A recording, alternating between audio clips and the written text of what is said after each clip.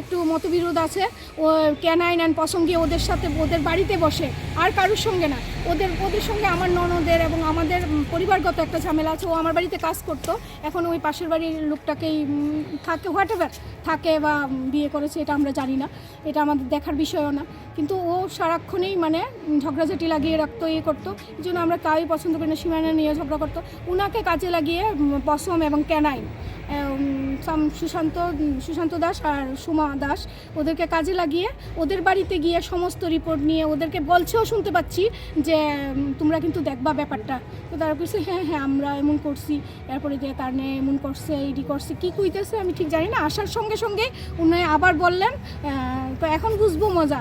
আমি শুনতেছি, কিন্তু আমি তো প্রতিবাদ করুম না, কারণ আমি এখন একটা আন্ডার প্রসেসের মধ্যে দিয়ে আছি। আর প্রতিবাদ করুমই কেন, যেটা আমার শোনার দরকার নেই আমি তো শুনুন না। এইটুকুই আমার মিডিয়া বন্ধুদের কাছে। আমি অনেকটা বছরও আমি মিডিয়াতেও ছিলাম, তো স্বচ্ছতা আমি জানি ওনাদের মধ্যে থাকবেন এই আশা রেখেই আমি মানে এই কথাগুলো জানালাম। আর আমার কথার যদি একটাও ভুল থাকে তাহলে নিশ্চয়ই ওনারা এতটুকু মানে তদন্ত করার ক্ষমতা আছে যে ওনারা তদন্ত করে বেরিয়ে করতে পারবেন, বের করে আনতে পারবেন। তাহলে আমার পূর্বের কিছু আগের কথায় ফিরে যেতে হয়।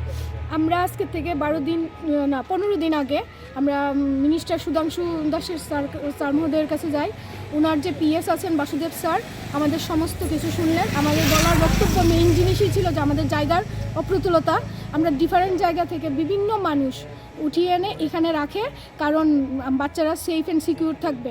আমার সঙ্গে সবার এটাই বাচ্চা মানে কুকুর বিড়াল, হ্যাঁ অসুস্থ বাচ্চা বা জাস্ট বাচ্চা হয়েছে ফেলে দিয়েছে 15-16টা করে, অনেক সময় ইউনিভার্সিটি, ত্রিপুরা ইউনিভার্সিটির সামনের থেকে, কোনো সময় কাশীপুর থেকে, কোনো সময় আরও ভিতর থেকে, কোনো সময় বিলুনিয়া থেকে বাচ্চা এনে ওরা সবাই এখানে রেখে যায় সেফ অ্যান্ড সিকিউরভাবে। বলে দিদি আমরা রেস্কিউ করি, কিন্তু আমাদের তো রাখার জায়গা নেই, তোমার এখানে যতটুকু জায়গা আছে এটার মধ্যে ঠিক করে রেখে তুমি ওদেরকে সুস্থ করো।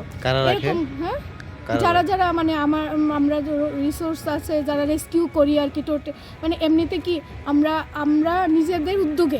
নিজেদের উদ্যোগে পড়া থাকলে বাচ্চাগুলো আমরা নিয়ে যাই। যখন দেখি কি আমরা যতটুকু পারি ক্যানাইনকে ফোন করি যে আপনারা নিয়ে যান, আপনারা বা কাউকে নাম্বার দিয়ে দিই ক্যানাইনে যে ওইখানে নিয়ে যান। যদি তারা অ্যাভয়েড করে তখন আমরা ওদেরকে নিয়ে আসি শেল্টারে নিয়ে আসি। শেল্টার কি ছোটোখাটো, আমার 1280 স্কোয়ার ফিটের উপরে আমি সব কিছু যতটুকু পারি চেম্বার করে দিয়েছি। হ্যাঁ, আজকের ঘটনা হয়েছিল কি, আজকের ঘটনা বলার আগে আমি এটা বলি যে আমি সুধাংশু স্যারের কাছে গেছিলাম এই কম জায়গার জন্য। কারণ আমার বাচ্চা একবার ক্যানাইন ডিস্টেম্পারে কী হয়েছে, একটা ক্যানাইন ডিস্টেম্পারে না আমাকে রাত্রে দেওয়া হয়, পরদিন সকালবেলা আবার এটাকে নিয়ে যাওয়া হয়। খুব ক্রিটিক্যাল কন্ডিশন ছিল, তারপরে ওরা নিয়ে গেছে। কিন্তু এরপর আমার অনেক বাচ্চা মারা যায়, তারপরেও আবার ঠিকঠাক হয়। কিন্তু ক্যানাইন ডিস্টেম্পারের যে জার্মসটা ছোট জায়গা, যার জন্য এটা কয়েকদিন পরই রিটার্ন করতো।